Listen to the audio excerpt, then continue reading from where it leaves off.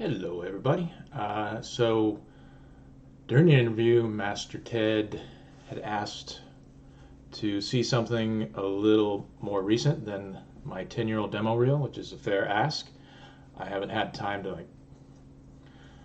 go through everything that I've done in the past many years, and I didn't think that would be really relevant anyway. So what I did do is I just brought up because in the interview we had talked a bit about the face rig that I worked on and also sort of my thought process as far as deconstructing the rigs and then rebuilding them in a way that is a little more rigger friendly, animator friendly, and maybe does things in a little bit different way, but still provides the animators with tools that they're familiar with. So anyway, so I'm going to start with the face, and this character here. I'm not giving anything away. It's just a standard rig or standard geometry. It's actually something that one of our modelers provided. It's generic enough. I'm not giving away anything as far as like what we're doing. And I do apologize for the topology because it bites, especially around the eyes. And I have just this last Friday got some new topology. Thankfully, I just haven't integrated it yet. So anyway, it doesn't really matter anyway at this point. So what we do, we have a face. Just quickly, this rigging suite is kind of the collection of tools. I started this, I created this originally at Encore, and for the most part, all of this stuff is very Encore heavy, like create Golem rig, and I was like, I had to write a tool that would take our existing high fidelity rigs and then port them down into a lower res Golem crowd system type of rig. And anyway, so I mostly just use the skinning tools because that saves me bunches and bunches of time on a daily basis. But that's not why we're here. We are here to start talking about face controls. So I'm going to show you. So these are the gross face controls. Again, visually, none of this stuff is going to shock you or wow you or it's like, oh, okay, face controls, big deal. And you're right, it's just face controls. So hey, look, mouth corner face control. That's what that does. Jaw face control. It moves the jaw. So there you go. And that's the end of the demo. No, I'm kidding. So what we have these are sort of what I call primary controls, and then we have sub controls or secondary controls. And so if I were to take this primary control and move this around, you'll see that it's actually driving a bunch of secondary controls, which again, visually none of this stuff will look like rocket science, but what you'll understand, and you can actually see here on these outputs, are all the matrix stuff that's going on behind the scenes driving the offset matrix for each control. And what the beauty of this offset matrix is, it allows you to, because normally, like if you have multiple controls and you want to control one control with multiple controls, you'll use a parent constraint or something like that, or a point constraint, whatever you want. But anyway, that has those relationships are essentially uniform relationships or between the two, and then and they're always playing tug of war with one another. And the system that I created is more of an isolated control, so that if there are multiple primary controls controlling one secondary control, that if you make adjustments to the behavior of a secondary control to one primary control, it doesn't have anything to do with the other primary control that's controlling it. So say for instance, like I'm moving this primary control. The jaw is also a primary control. It's also moving the secondary controls independent of all of the other primary controls. I think if I were to go back and redo this, and I'm thinking about doing this once I have a chance. If I have a chance, hopefully I don't have a chance. Then what I would do is drive primary controls with other primary controls and then that would reduce the number of secondary controls, or at least the individual influence of the secondary controls over some of the primary controls, because some primary controls are more primary than others. Anyway, let's get to the controls. So again, I'm not going to get into the matrix math behind it. It's very simple. You're just blending a bunch of matrices, but you're blending them in a way that is, again, isolating each of the control matrices for each one. So there's like it basically records the relative position of one control and relative control of the other, or relative position or transform of the other control, and then does some matrix math, distances, rotations, all these other things, and that's how it creates the relationship between the primary and secondary control. But more about the thinking of it, I wanted to make this simple. I wanted to make this simple for me, and more importantly, I wanted to make it simple for the animator, because I can go, all right, here's your basic controls, here's how your mouth opens, here's the shape that you get when you open it. And oftentimes, there's a dialogue before you hand off a final rig, there's dialogue between the animator or art director or whoever and the rigger, so that you can understand what the look that they're going for. And so there's sometimes like, oh hey, when I want my mouth open, I like the corners of my mouths to be in the middle, or sometimes they like the corners of the mouths to be lower, or whatever. And some characters require one or the other, so it's not typically not a uniform ask. And so what you want to be able to do is very quickly make those modifications. And a lot of times what I'll do is I'll just give them sort of a generic looking character and say, you make this the character. You define what this character is supposed to look like. And so sometimes they'll just, because a lot of times they're using some package that saves poses, and they're more comfortable just doing that. So they'll just move controls around, say this is, for phonemes and those sorts of things. And so that's what they'll do, is they'll create a bunch of phoneme poses, and they'll just do that, and then they'll just ignore the controls that I've given them, or the behavior is sort of removed, and it's given over to their control or their pose system that they have, and that's fine too. But what I want to be able to do is get the animators using the tools that I have, and then their pose tools are more kind of complementary to the natural behavior of the setup that I have. So anyway, so what we have now is say like with let me just zero this guy out. So so the jaw's moving like this. But say this character, and these positions are not, are not the best, but I don't care. So say you have a character that speaks out of the side of his mouth. I'm just making stuff up. And you want the default behavior of this character to kind of one side of his mouth a little more closed than the other. So you have this offset thing.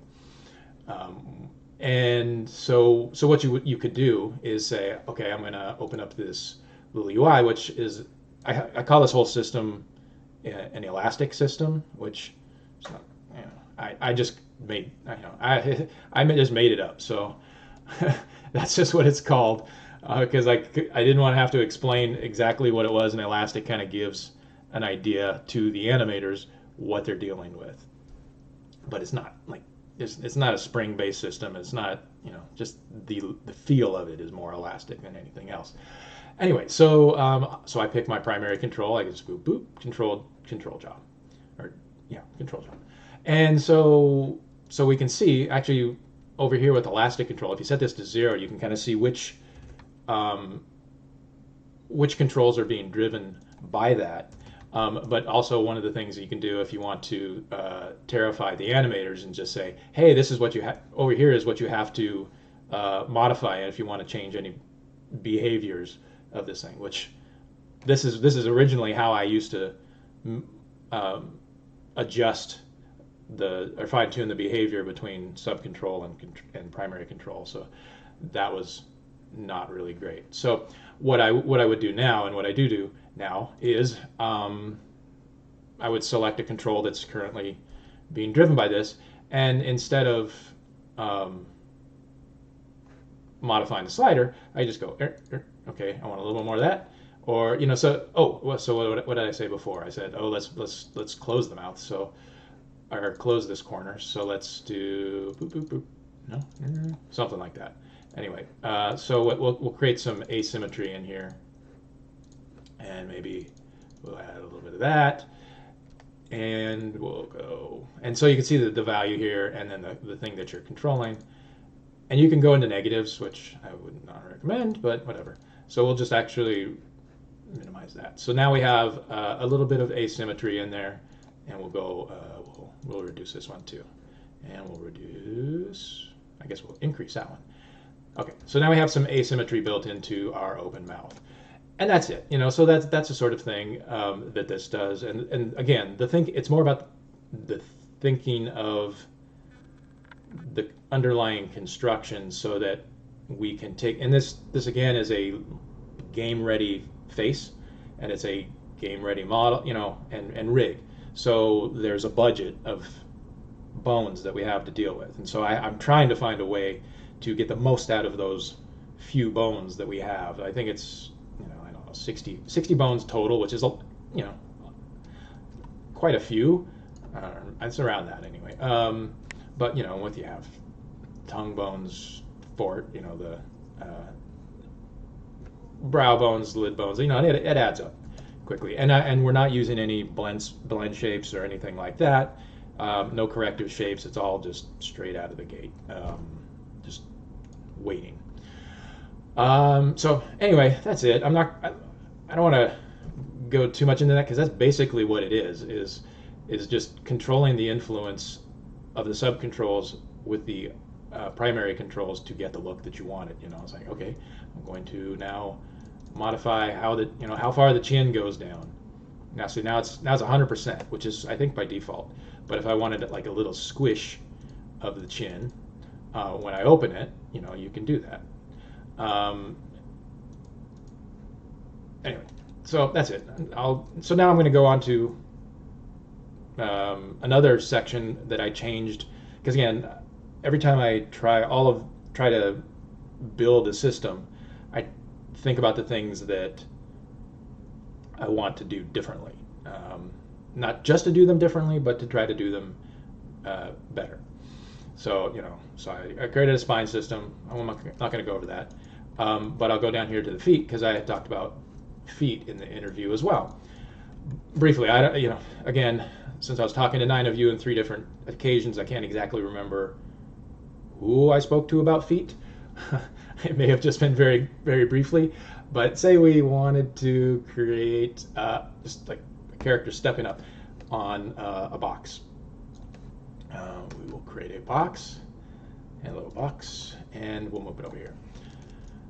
And of course, I covered up that. So, normally what you do is, you put your foot up there, and that's it. But of course, you would want to maybe bend the foot, so, and in Maya and in 3D Studio Max and a lot of rigs, what you would see oftentimes is, if you were to select the primary foot control, is over here you'd see lots of attributes that you could adjust to do foot roll. And there's in fact, I think that's just generally how it's dealt with everywhere. That's how people are taught in school, is the foot roll, the famous foot roll. And I used it for years myself. And in fact, I used it up until the time I started Sony. I was like, okay, I'm done with that. I'm going to try something new. And so what I did is I just said, okay, so how are we going to do a foot roll? We don't. You want to put your foot in a specific position where you'd be rolling the foot. Oops, sorry, I grabbed the wrong thing. What am I grabbing? Oh, you just take it and you put it to where you want it to be. Okay, and that's it. No attributes, obviously you have transform attributes, but no special attributes, no sub attributes or whatever, and that's it. And then so you want to do that. Now, if I had the additional budget of bones, I would probably put a little squishy action in here so that when you went down, it would squish. But you kind of get that anyway. You kind of get that feel. And again, these are for like walking and stepping up on things where and you're in shoes most of the time, so there's not a lot of value to that. Obviously, if you're dealing with cartoon characters or something, and you have squishy feet, and you want to have that more exaggeration, then you'd invest time in that. But we don't have that, so nor do we have the need. So a lot of this is I just kept it typical to the way that the animators like to work and the way that they're familiar with. Side to side, heel, toe, all that stuff there's nothing really new about it. And the new thing is more about this. And I was happy to hear when because I was afraid, like, I'm going to give this to the animator and they're just going to throw it back at me, and I'll have to go back and do a foot roll, and that will be humiliating. So, but thankfully, both of our animators love animating with this sort of behavior.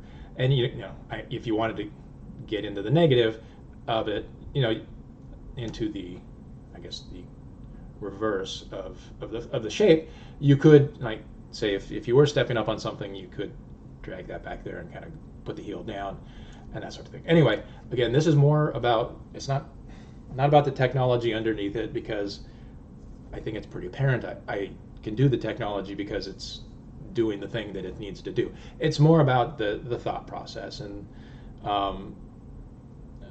that to me, I think is one of my strengths, is thinking about things not just in ways to do things differently, but trying to find ways to do things in a way that improves upon existing paradigms. So anyway, so the rest of this you'll see is just it's rigged. It's a character rig. And it's got some, lots of, like, these are RBF deformers, but bones, but they're just being driven by RBF rotations, and that's it. So anyway, I've rambled on long enough. Ted, I hope this works for you, and I hope this works for everybody else. And if you have any other questions, or if you want to see something else, I can certainly try to do something that's a little more professional and a little less rambly. And God, I hope I was recording this whole time. Yeah, it looks like I was recording. So anyway, I'm going to put this up on YouTube, which is probably where you're watching it right now. So this is redundant, but again, hit me up if you have any questions. Thank you.